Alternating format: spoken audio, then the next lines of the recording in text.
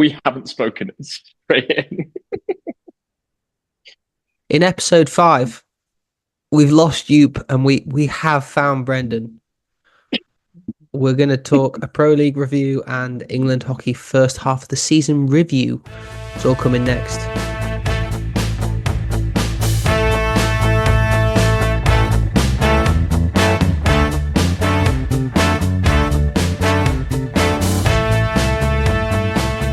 It's episode 5 of Let's Stick Together. We don't have Yoop for the first time. I've just logged on. We've just started talking. Brendan's here with a big smile on his face. This is the first time we've spoken in weeks. We thought we'd just press record and see how we go. We found him and he started replying to our messages, which was nice. Brendan, hello. Oh, hi. I'm so sorry. I wonder how many apologies have you got to make? Mate, I've had it's horrible. Being 5 hours ahead or behind is really not enjoyable. Because you miss half the day. So every time you log on to a group chat or something, I've missed a lot of conversation, and normally everyone's busy when I wake up because it's middle of the day. So it's yeah, so a lot of apologies. So yeah, sorry. And go on, give us a. We've got to talk through a few things. Yeah. You've been talking about doing some coaching. Can you elaborate? How's that going? What are you doing? Yeah, so in the classic post-Olympic cycle, there's obviously spots where coaches haven't necessarily been filled yet, and it takes a little bit of time for coaches to be assigned roles. So what's happened is I've basically helped bridge that gap by basically being here. So I've basically just been thrown in a bit of the deep end coaching straight away from playing, which is a bit of a novelty. And I have a real appreciation for how hard it is coaching. Right, so rewind. Who are you coaching? Oh, sorry. So that's quite important. The women's assistant and the men's assistant haven't necessarily been filled as of yet. So I'm basically stepped in. So the women had Germany here this last week. It was like a Germany under 23 side. So I was filling in as a assistant coach, helping there. And then in December, the men are going to Chile. The USA men are going to Chile. So I'm basically going as a stand-in assistant as well with that. So yes, wow. It's weird being on the other side of everything. And I think as players, we've had it pretty easy. You spent a lot of time behind a laptop looking at clips. Do you know what? I have a real appreciation for a code window. What's that? When it's done well. You know, when you get your coding on Sports Code, and we take it for granted from a player point of view. So you just look at your outlet and clips and this, that, and the other. It's now a real appreciation for a whole game view. It really does make a huge difference, because I've done the video stuff for Bowden this year, which we'll get onto later. But I've done the video stuff for Bowden this year, and it's just on Huddle and there's no coding. So I have to watch the video and clip bits myself, and it's oh wow, that's a lot of effort. Whereas this is a bit of a dream in comparison. Wow. Well, I mean, that's pretty exciting. How are you enjoying it? How is it, being a coach? Do you know what? I've really enjoyed it. I thought it was going to be, it's been stressful. It's been long hours, but you kind of wake up with a plan, which is quite cool. To be honest, I've actually just really enjoyed it. Yeah, it's just been hard. It's been a real crash back to reality. Whereas as an athlete, your days are 2 hours and then you shut off. And then if you're on the pitch again, you have another 2 hours. And in the gap, you can do whatever you want. Whereas what I've started to realize is days as a coach, you're looking at for us, the other day, we had a game. And on the game day, we worked for 14 hours. So it's the contrast in time of, obviously, you're not necessarily physically exertion as you would do as an athlete, but mentally as a coach, you are fried a lot of the time, is what I'm finding.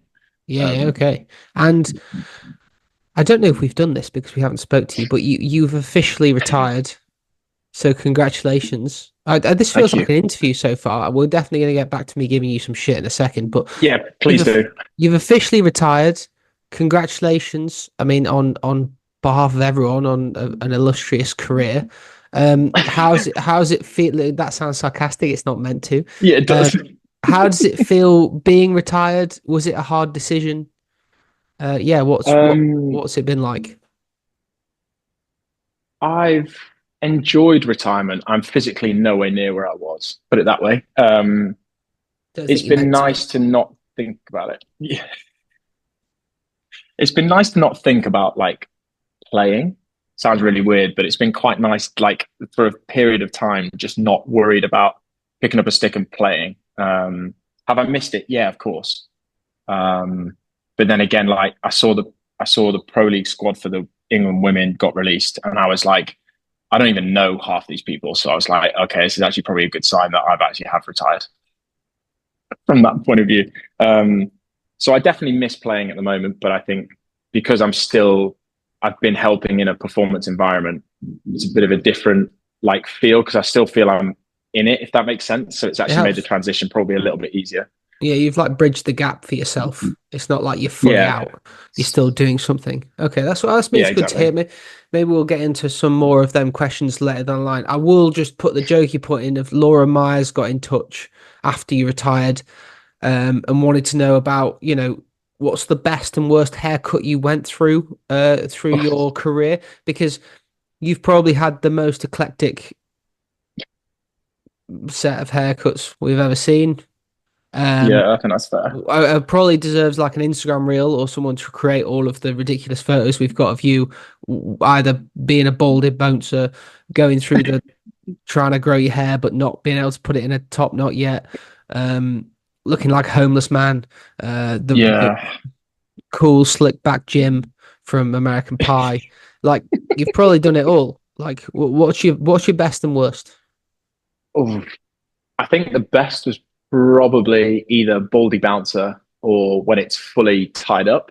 I'd say that's probably where it's been best, which doesn't say much. The worst, and I think you've probably got the most evidence of, is the Stephen Avery phase. That was probably the worst phase, Yeah. making a murderer. So that was a pretty dark period, but that was worryingly before I started messing around with my hair. I thought that's Yeah. when I looked acceptable. And so, yeah, I mean, if we're half switched on, we will like get that voiceover of photos of you doing having them haircuts, because that description doesn't do it justice. On Yeah, to some bad ones. a tiny bit of news. We're going to try and make these episodes slightly shorter. We're going to try and have some focus to our life, but let's stick together. So here we go. We might go wrong, but we'll see how we're going. Just firstly, thanks to Reese Linnell who got in touch about my idea last week. I don't know, Brendan, if you Own your own listened. trumpet. I I haven't don't. managed to. I haven't had enough time, Just unfortunately. classic. Like he's part of. Let's say he doesn't listen to the episodes, but I already knew that, so I don't have to give you too much shit.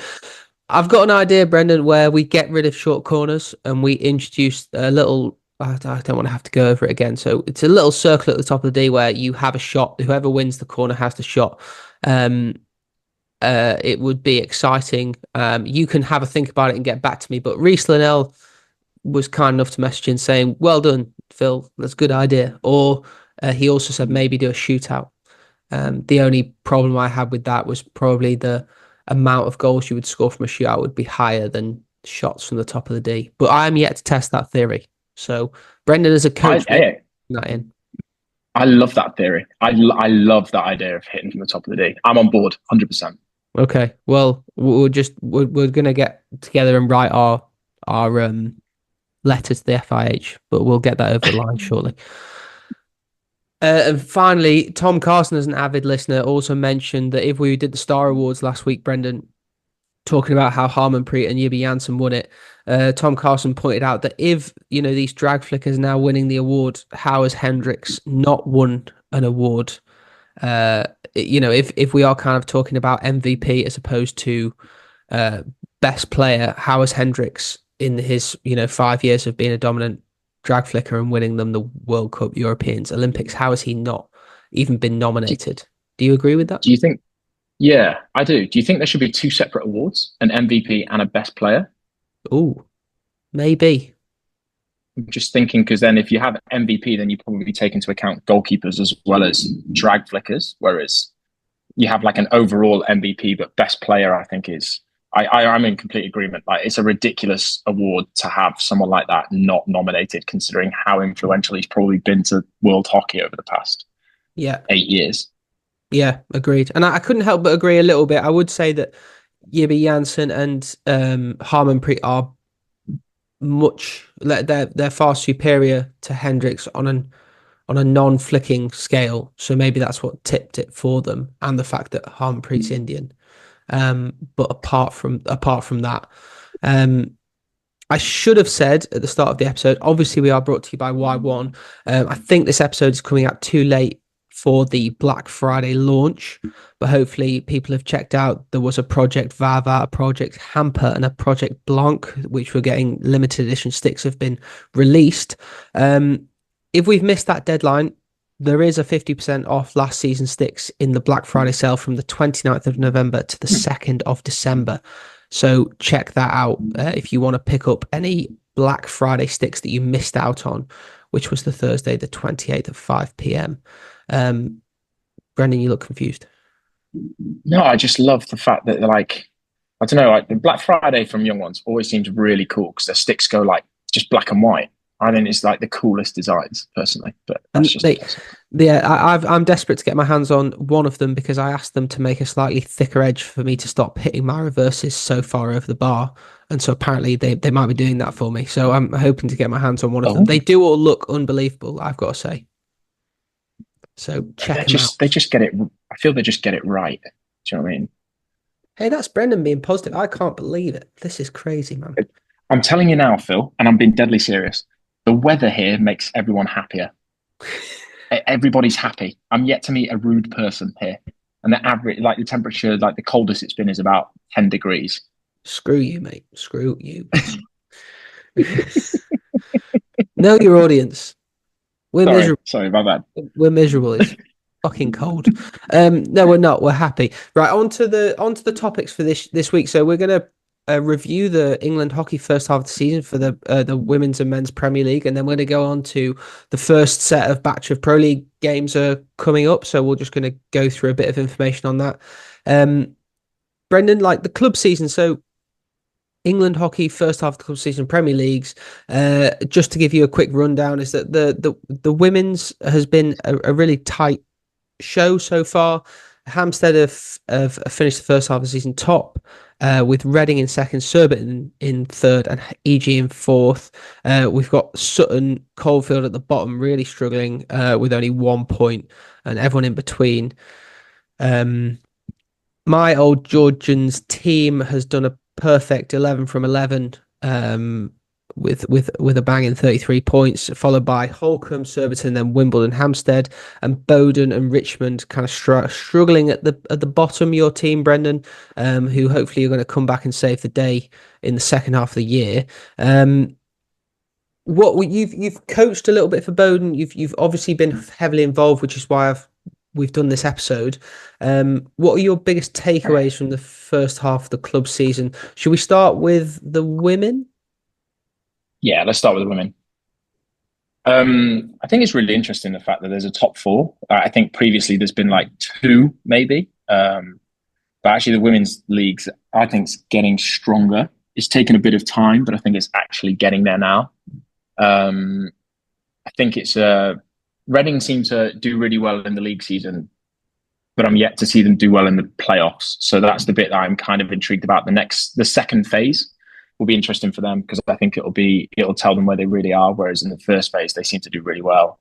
But actually, like, I think it's just quite good for their league that everything's quite close and Surbiton aren't at the top at the moment. I think that's also pretty good. I mean, Hampstead women seem to be having an absolute stormer considering they've not had Lily Owsley or Holly Hunt, I want to say. They're both one's in Argentina and one's been in Oz. So I think from that point of view, the league's probably closer with so many people resting potentially. I don't really know the ins and outs of it, but there's a lot of players not necessarily playing at the moment. So yeah, it'll be interesting to see. Yeah, it seems like they've got quite a nice split with the women about like the competition this year, because like historically Surbiton have always just ran away with the league for the past however many years. You know, we're talking over 10 years now. And so finally we've got a situation where, you know, we've got a bit of a fight for top spot We've got Yeah, Reading, obviously, who don't have a huge amount of internationals, but have been successful for the last couple of seasons. Like you say, will be interesting to see if they can like pull it out the bag at the end of the year.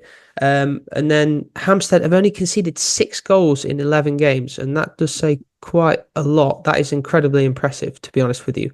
That well, actually a yeah, ridiculous stat. So obviously Miriam Pritchard in goal is obviously doing a sterling job alongside, you know, the whole of the team, I'm guessing. yeah. I think what's also interesting is while Sutton Coldfield is struggling, there's a second spot potentially on that relegation group. There's a lot of teams that could potentially get relegated in that group. So I think that's also pretty exciting from their league point of view. Between 6th to 11th place is 4 points, where, as we all well know, towards the end of the season, that's when it becomes real important as to what the situation is. Yeah, Yeah, so I think that's quite interesting. do you think that's a good thing that we go from the top six and bottom six now split into phase two? Would you prefer to see a just another round robin of you play all the teams because then you know you have the most accurate picture of who gets relegated, or are you happy with this split where you know these women's teams who have it's really tight are going to be playing each other and it's probably going to mean you know really important tiny margins? What do you think of that? I think it would be. I think what's nice about it is the fact that you're basically playing against teams. The thing that annoys me is, for example, Loughborough students women are on the same points as Clifton, but at the moment they go into the top six and Clifton get put in the bottom six, which I think is a bit. I don't necessarily agree with. I think it should probably be more related to like if you're on the same points, it should be a bottom seven and top five. Do you know what I mean? Like it shouldn't be. And I don't think that it necessarily affects anything. I think it actually makes it a little bit more exciting from a point of view of actually then you've got 3 spots, for example, in the bottom seven where they can go into the top eight. I think that makes it a bit more exciting. So I think it can be done a little bit more clever. Yeah. And there's You know what I another mean? there's another part that I've been thinking of, which why I would lean towards just playing a regular season where you play everyone home and away, and it's that it creates a bigger gap between the best and the worst teams. So, for Yeah. example, yes, it might not be fun to lose, you know, by a lot of goals, but the ability to reflect on that, work on that, and actually get another pop at the cherry, I think is important rather than just being like, oh, we've played them now and we've lost big. You know, you could we only scraped by Beeston 3-2.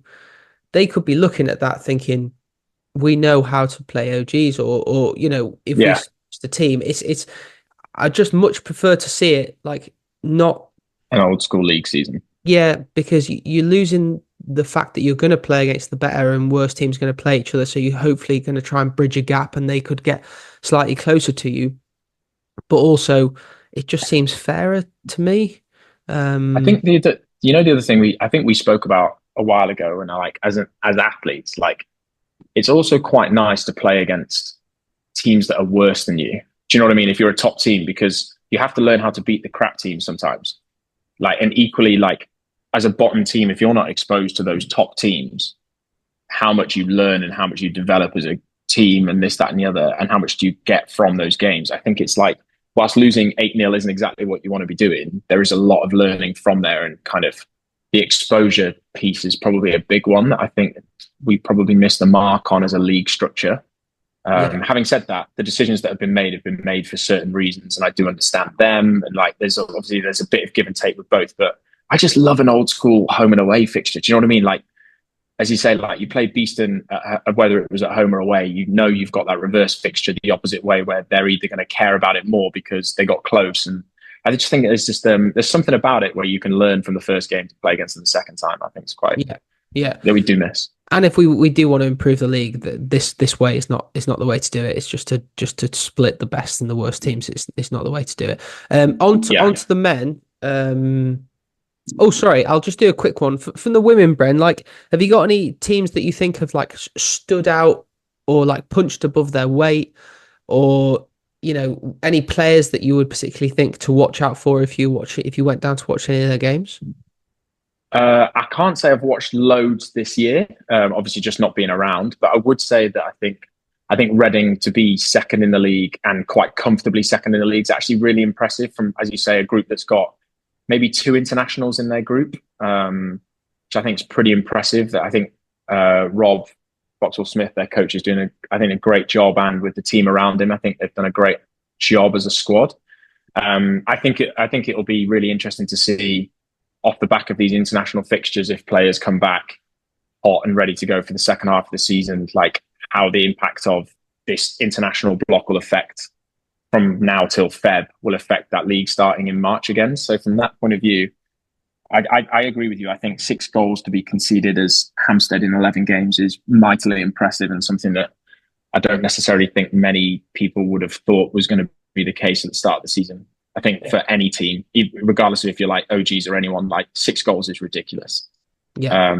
What I would say is quite an interesting stat, and looking at it now, is the max the women's teams have scored is 34, and the max the men's have scored is 70. So that's just averaging double the amount of goals a game, which I think is actually really like interesting just as a statistic on its own. Yeah.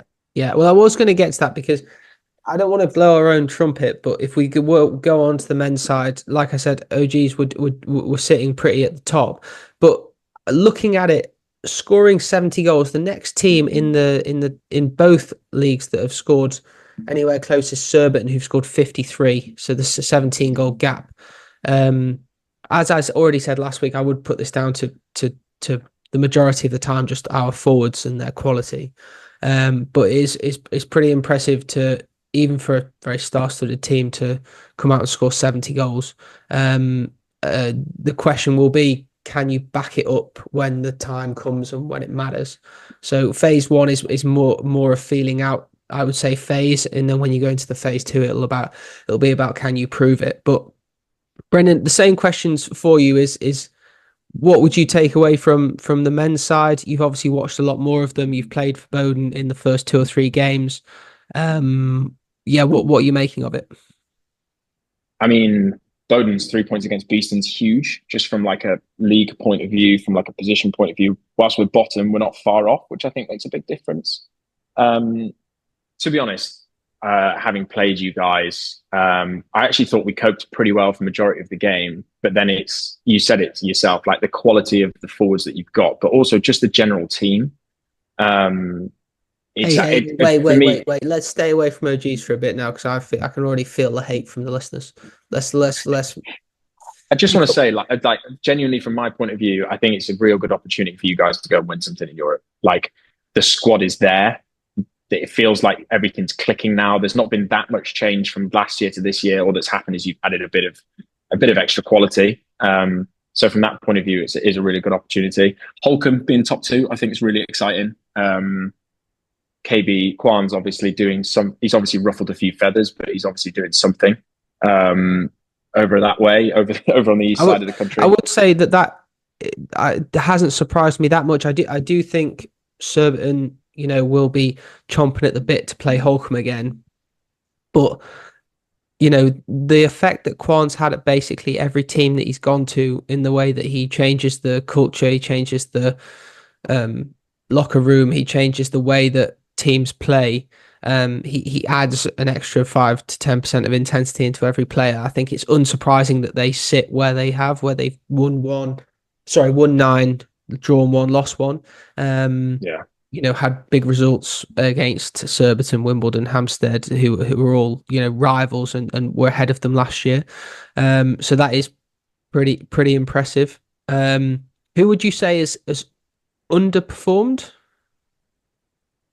I'd probably say, I think probably Hampstead at the moment, considering the people they've signed and all the change they've had. Like, there's a lot of change, but ultimately at the moment they are sitting 5th rather than in that top 4. So I'd say from that point of view, I'd also say potentially Surbiton have underperformed. I think to be 3rd, I think you'd be considering the squad they've had. I know there's been a lot of injuries and a lot of movement, but I think those 2 teams would probably want to be in that top 3 spot, and in obviously the order of OGs, Surbiton, Hampstead. Other than that, I think the league's probably, the top 5 is exactly who you'd imagined would be in the top 5, and the bottom 7 is exactly who you imagined would be in the bottom 7. it will be interesting to see on the second half of the season, like the second phase, how good EG are. Bear in mind they've just forked out a wedge for Banders. I think that'll be interesting. And Oxted are there. Oxted, Beeston, and EG are probably that next layer anyway. So I think from that point of view, the league's played out exactly how you'd imagined it on a bigger scale. But yeah, I imagine Surbiton and Hampstead would want to be in that top three rather than at the moment being in that top five. Yeah, and yeah, it's been a tight fight for that sixth spot. So when the league splits and Oxted just pipped it on the last day, I think they have probably been the most consistent, and they've performed consistently pretty well to make top six. Whether or not that's a win for them, because there's the ongoing joke about like you having to play the toughest teams now, and then to go into phase three a little bit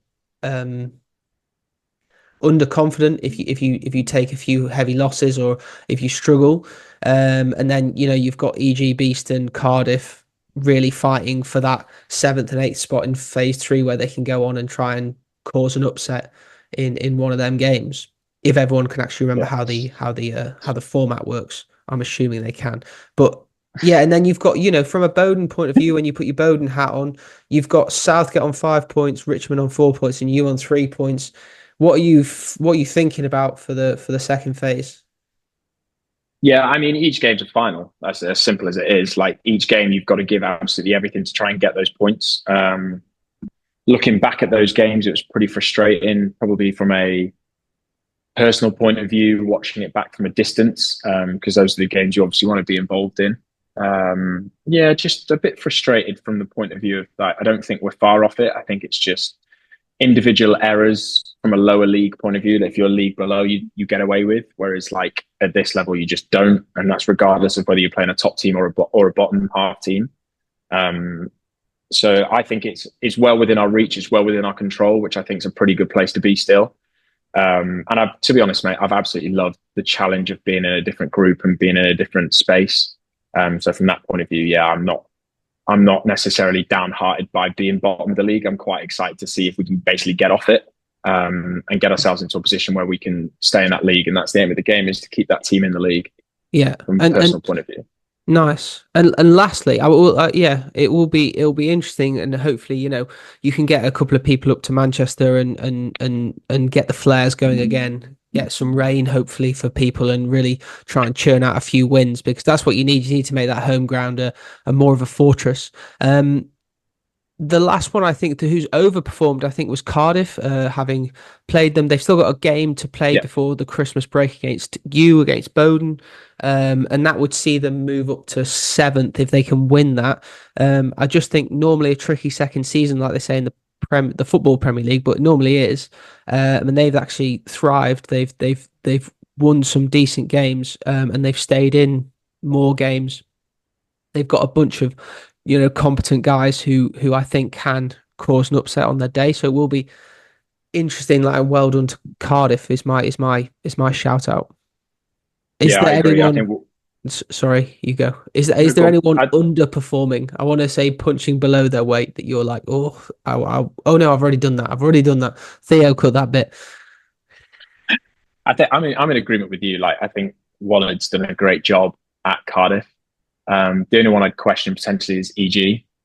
I mean, they give it full beans about being this top club, this, that, and the other, and they're still in the bottom half. Like, if I was them, I'd be pretty pissed off that I'm not in that top six. And as you say, Oxted brought it on the last day. I think that kind of like, that would frustrate me if I was part of that EG group, because I'd be thinking we should be in that top six, given everyone talks about the history and they talk about the history enough themselves. So I think from that point of view, I'd be pretty miffed to be in that bottom six. Yeah, and now they have signed Banders. It will be an interesting way through to 100% trying to make their goal has to be making the top 8 for that phase 3, and then seeing what they can do from there. Because you're right, they've signed a lot of good players. They have a lot of good players, and I think they will be disappointed with 7th or 8th, whatever Cardiff do. We are going to take a short break. We'll be back in a second.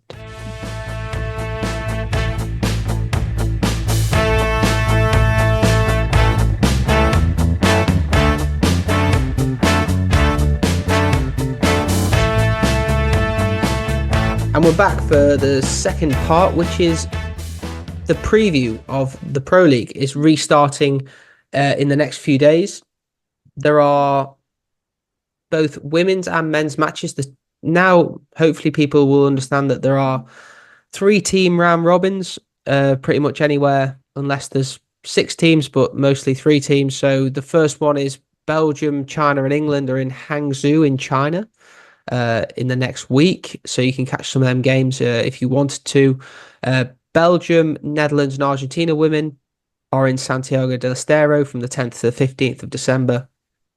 The Netherlands, Germany, and Belgium men are in Amsterdam from the 30th of November to the 9th of December.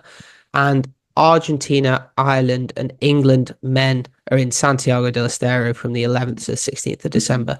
So firstly, it is exciting. I think this is one of the main positives of the Pro League, is that at a random time, the Pro League starts back up. You can watch some good international hockey on your screens. Find that, I'm excited to watch some of these games and see how these teams are faring up post Olympics, seeing what teams are doing, seeing whether they've had a complete revamp, whether they're just trying to build on what they've got. Brendan, what are you excited for the Pro League? I think you've just said it then. I think there's like end of a cycle, start of a new cycle. As we're seeing, quite a lot of players are starting to retire. I think it'll be really interesting to see, as you say, what new kids come on the block, and what already present players are kind of taking the world by the scruff of the neck. So I think it's a really exciting tournament. Sure, Santiago del Estero is still the place to go. I think I need to rethink that. But other than that, I think it'll be really interesting to see how the English girls get out in China, considering it's a pretty young group. And I think it'll be really interesting for the England guys out in Santiago as well. So before we get on to that, I just ask you, actually scrap that, Thea. We'll get straight onto that. So speaking of that, we'll talk about the England Women's Pro League squad, which has been announced. There's only 2 of the members who went to Paris are in it. And 11 new caps. So several current players are playing abroad, taking time away. In Australia, playing in the Hockey One, or in Argentina for Lily Owsley's case, in Holland. So there's a whole bunch of new guys, new girls come in. Brendan, have you seen the team? What do you think? Yeah, I've seen the team. It's young, which I think is actually pretty good. I think off the back of potentially a frustrating Olympic campaign, I think it's probably quite a good thing to get a load of new guys with new experience. And that 21s group seems to do pretty well from an England point of view. So I actually think it's a good promotion of giving guys opportunity, which I think is pretty exciting. I think they're quite lucky in the fact that they're going to China to play against 2 sides that aren't. I think it basically, if you had a choice of either going to Argentina to play against Argentina and Netherlands, or China and Belgium, you'd probably choose the China and Belgium with a young group. So I think they've done pretty well to kind of get that opportunity early doors. And now you're retired, you can start saying what you think. I know you're an advocate and you enjoy playing the game, watching all types of the hockey. What did they need to change? What was important? Because let's be honest, that cycle post Commonwealth Games for the women was disappointing. Do they need a complete clean out? Do they need to build with what they've got? What do you think? I think they needed probably some. I think what the men's squad had really well was they had a few guys that came in mid-cycle that kind of gave the group a bit of a bit of a push, and kind of pushed the older guys to push a bit harder, and also kept and the new guys kept going as well. So what it created was healthy competition. I can't necessarily say I saw the same with the women. I think there were guys that looked pretty comfortable and pretty happy in the positions they were in, which the classic leads to a bit of stagnant play rather than necessarily people constantly pushing. So from that point of view, I'm not saying they were lazy, but I think it's easier to be more proactive with how you're trying to make yourself better when there's healthier competition around. And I don't necessarily think they had that in that last cycle. Whereas now, hopefully, with this in mind, with the younger players coming through, I think what will actually help is what it will start to create is an environment where healthy competition's actually a great thing to have. I don't know what your thoughts were, but that was probably mine, to be honest. Yeah, it's something we don't talk about a lot. I don't think it's something we've ever spoke about a lot, but what is the stage of the team that they're in? Is it a time for a total, like I said, like a total revamp? Is it a case of like it's however many people who you think, we could take a few hard losses in the first 2 years, but it's all about giving players caps. It's all about seeing where the future is. It's a classic, like when you talk about NBA teams or American sports, they tend to have a complete rehaul, go for the draft, take in a load of new guys and try and build something that might last, that might come good in, 4 years. Obviously, them conversations must happen for all teams. I've been listening to the Shootout podcast with Simon Orchard, and he's talking about, can you, do the Australia men need a complete reset, get rid of anyone, who's in the older age group and start them new, because he thinks that's what needs to happen. Yeah, I'm on the fence about it, Shock, but it seems like something needs to change. I don't know what, but something, and maybe this will be really interesting to see how these new 11 new caps do. Do they sink or swim? And how that goes, I guess. Yeah, I think your point's so valid though, is like nobody really has the perfect answer. No one knows what the perfect answer is. I think the big thing is like whatever you decide to go with. So from this point of view, like it's great because they've clearly committed to going, we're going to give guys new experiences. And I think that kind of like is evident in what the squad they've picked, which means we're probably going to see some people that we've never seen before. We're probably going to see some things that we've never seen before from that point of view, which is also great. And it also gives the guys that have been in what I said before was a bit stagnant. Actually, it probably gives them a bit of a breather to step away. I think it's healthy that half the women have gone to Oz. I think it's healthy that like Lily's like gone to Argentina. I think it's great that people have kind of gone and just given themselves a bit of distance. And whether they come back is a different story. But I think it's just a really I think it's good that they gave them space. It'll just be interesting to see how they settle back in, if they do.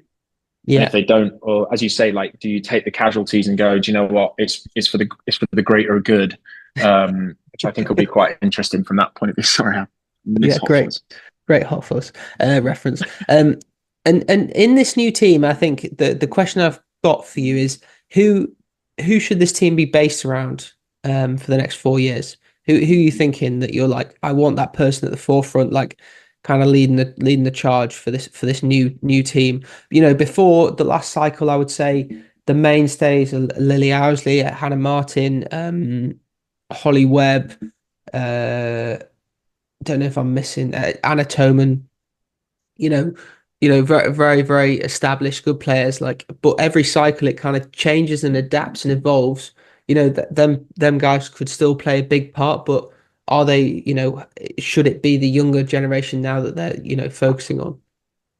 I think, I mean, if you're looking on the sheet, there's a few names that have been around now in what Lizzie Neal, Lily Walker, Sophie Hamilton. What I would like to see is, and Darcy Bourne. I think what would be really good is like a spine of those four. And I think if we're looking really like tactical, from the last cycle, we saw Sophie Hamilton hanging out on the wide positions and getting the ball pretty deep and having to like run 60 yards to make an impact. I think what would be really good is a spine of Lizzie Neal at the back, Lily Walker in the middle, Sophie Hamilton playing in front of her and Darcy up front. And then you work around that spine, which then means Sophie's attacking the middle of the pitch 30 yards closer to the D rather than on the sideline 30 yards further back. I think that kind of like, for me, would be really interesting to see how she'd cope in the guts. And realistically, if we're looking at her development as a player, I'd 100% put her in the guts, because that's what she needs to be able to do, is basically be more impactful. And at the moment, it's easy to get the ball in the sideline, but the impact that she potentially might have is nowhere near as big as what I think she could produce. So from that point of view, I think if I was in Ralphie shoes as a coach, I would be looking at Sophie going, this is your opportunity basically to be our big player at the moment whilst everyone's away. And then when everyone else comes back in, we can basically build around, and you've then got a spine of quality of people coming back in, plus somebody who's now got a bit of a new lease of life as such. It's probably what I'd do personally. Yeah, I think it's a fair observation. I think that someone like Lily Walker has been overlooked a lot in the last 12, 18 months, but I think she's got huge quality, and I'm hoping that to see her more as a mainstay, more as a player who starts to lead that team. Whether or not that happens, obviously, we're just offering our opinions. On to the men's squad. Like, we don't know the team yet going to Argentina. What I wanted to talk about is, first of all, I should have said this at the start, but the GB team goes back to England, Scotland, Wales. So obviously the women's squad lost a fair few. The men's squad, for example, losing Morton, Draper, Shipley from the last Olympics, and have to go away back to England. And then it's worth noting that, like, there's a few of us on our holidays, so to speak. So me, James Gall, David Ames, Ian Sloan on our holidays, having our extended break, coming back, or maybe not coming back next in the new year. But just to talk about, like, who do you want to see? Who are the fresh faces that you want to see going out to Argentina and putting the shirt on and making an impact? Who you looking forward to seeing? I think it'll be I think those guys who are the younger ones going to that Olympics. So like a Nurse, your Connor Williamsons, like people who basically are in that bracket between 22 to 24. I think it'll be really interesting to see how they cope, because it is like they're playing against Argentina. Like, I appreciate Netherlands aren't there this time, but like playing against Argentina is going to be a real test for quite a few of the guys. And as we well know, playing Argentina in Santiago del Estero in the arse end of nowhere is a pretty tough environment to be in. Playing a game at 9:30 p.m, like, it isn't what you class as a normal trip, but it's a great testament of character. The one person that I'm really excited to see is Crofty. I think for the guys that don't necessarily watch much of the Premier League and stuff, like, I love watching Crofty play because he just plays the game differently to everybody else. He plays it in the most simplistic style of, I'm going to post up, I'm going to get the ball, and I'm going to shoot. And I'd love to see him wrap a few Argentinians around the kneecaps by accident from following through, because he just hits the ball really hard. Like, the guy just plays the game a bit like an old school centre forward. And I think that's something that could come back into the game. And as we're seeing with the game evolving from short corners, from flicking back to hitting and stuff like that, there's a space in this world of hockey for people like Henry Croft. And I think it'll be a really good test to see where he's at with his development, because he's not that he's young, but he's not necessarily had the exposure. And I think it's only going to be good for his development. Yeah, I mean, you took them words right out of my mouth. I'm really hoping that he's on the plane. Yeah, he's a terrifying player to play against, and someone that I'm horrible. I'm really thinking is going to have a big impact in an England shirt in the next few years. I mean, as a prediction, we've all talked him up. What about the mainstays? Who are you looking for there? Who are you looking for to run the show in an England team in the next few months?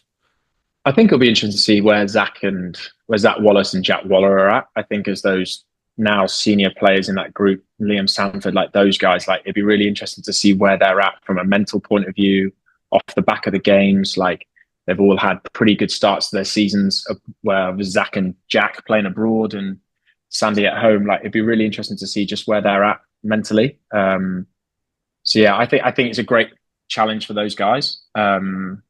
And I think it'll be like Orbs as well in that group, like, pending how they get on. I think it'll be really good just as a challenge, to be honest. But yeah, I'm just really excited to see this group, because I think it's a young group, with the guys like yourself and potentially Ames, Jammer, Sloaner coming back. It'll be a real good blend of young and old, and I think that's actually a really healthy thing for a group. I think if you have one or the other, I think there's positives and negatives. Whereas I think when you have a blend, I think you kind of mellow out those negatives. How does it feel being like one of the first trips where you're not going? Do you know what I mean? Like, it's been a while since you've probably not gone on one of these trips. Oops. Didn't get expected to ask a question, Brendan. Okay. Yeah, I think there'll be part of me that is always edgy and always would start watching the games and want to play. There's definitely been more of a sense of like happy to step away for a few months and get my focus on my body, getting it right, trying to recover, and make sure that like if I'm gonna carry on for a little bit, that my body and mind are in the exact right spot to go and do that and still have an impact or a positive impact on the team. So yeah, I think a bit of both, like slight contentment that I'm doing the right thing for myself, but also that little young version of Phil, which is like, why aren't you running, chasing the ball around? Why are you doing that? But yeah, I'm really excited to watch the boys to hopefully see him get some wins against Ireland and Argentina. Just a quick one. There's an absolute banging games in Amsterdam, which is Netherlands, Germany, and Belgium playing. You've got all three teams which are in different stages. You've got Belgium, who are, are looking to do a fairly major rebuild. I would say they've got a lot of 7 major players have retired. I think, including like Van Obel, Denayer, John Doman, Cedric Charlier.